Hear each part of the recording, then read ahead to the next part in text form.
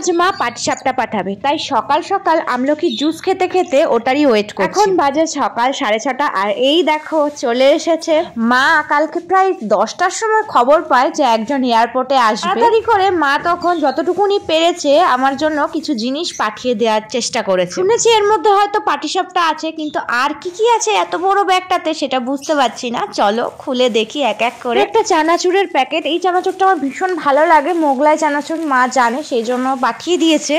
যদিও কিনে পাঠাতে পারেনি কারণ অনেক রাত্রিবেলা শুনেছিল, তাই ঘরে যা ছিল তাই মা একদম ধরে বেঁধে পাঠিয়ে দিয়েছে। রাত্রি 10টার সময় মা জানতে পেরেছে আর 11টার মধ্যে সব কিছু প্যাকিং করে তার কাছে দিয়ে এসেছিল।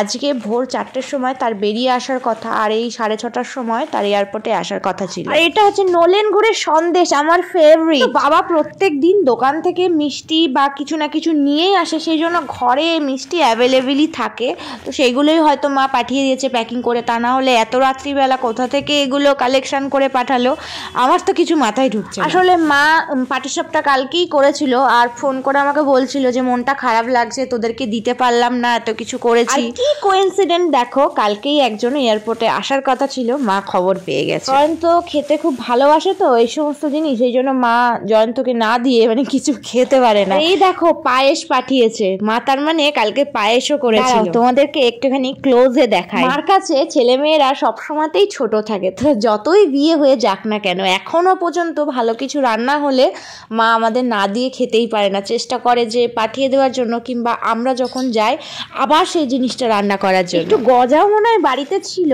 এই দেখো পাঠিয়ে দিচ্ছে। গজা যদিও আছে এখনো, কিছুদিন আগেই মা এসেছিল তখন আবার দিয়ে গেছিল, কিন্তু হয়তো আর একটু বাড়িতে ছিল সেই জন্য পাঠিয়ে দিয়েছে। আর দেখো আটা পাঠিয়ে দিয়েছে। আমাদের তো আটা এখনো পর্যন্ত কোনোদিনও আমরা কিনে খাইনি, মানে এই 5 বছর হতে চললো সবসময় আমাদের বাড়ি থেকেই আসে। এই যে এটা কি বাবা ময়দা নাকি, বাপ রে, দেখেছো মায়ের কাণ্ড, ময়দা পর্যন্ত মেখে দিয়েছে মেয়ের কষ্ট হবে বলে। যদিও আমার আটা মাখাই আছে, এখন দুটো মানে কি যে করব আমি সেটাই ভাবছি। আগে আগে জানো আমাদের বাড়িতে মাংস পর্যন্ত হতো না, মানে আমরা কবে যাব তবে এই মাংস খাবো, মানে এই জন্য আমার বোনকেও কত সাফার করতে হতো। আমার বোন বলতো তোরা কবে আসবি, তোরা না এলে মা মাংস করছে না।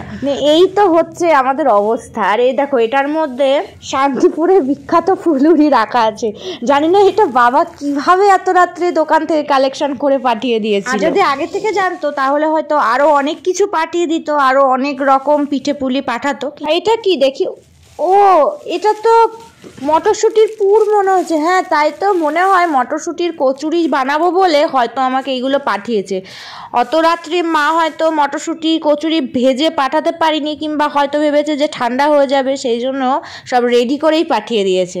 আর এই কোটোটার মধ্যে আমার মনে হচ্ছে যে পাটিসাপটা আছে। কোটোটা অনেক ভারী ভারী লাগছে, দাঁড়াও তোমাদেরকে একটুখানি ক্লোজলি দেখা। আগে আগে না এরকমই পাগলামি আরো বেশি করতো মা, জানো তো, মানে আমরা না গেলে কোনো কিছু রান্না হবে না ভালো কিছু, মানে আগে মা ভাবতো যে আমরা হয়তো এখানে সেরকম বেশি কিছু খেতে পাচ্ছি না, কিন্তু এখন মা টুকটাক শোনে যে আমরা ভালো মন্দ টুকটাক খাই, তো সেই জন্য মার মনটা একটু ভালো লাগে।